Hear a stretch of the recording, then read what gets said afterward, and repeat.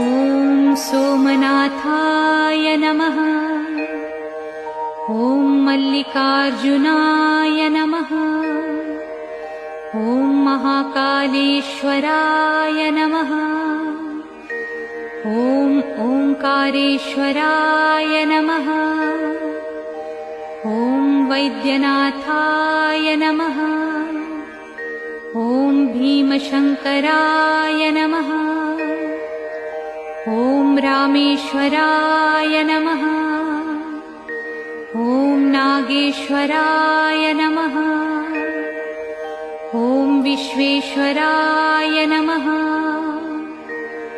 ॐ त्र्यंबकेश्वराय नमः। ॐ केदारेश्वराय नमः। ॐ भुस्मेश्वराय नमः।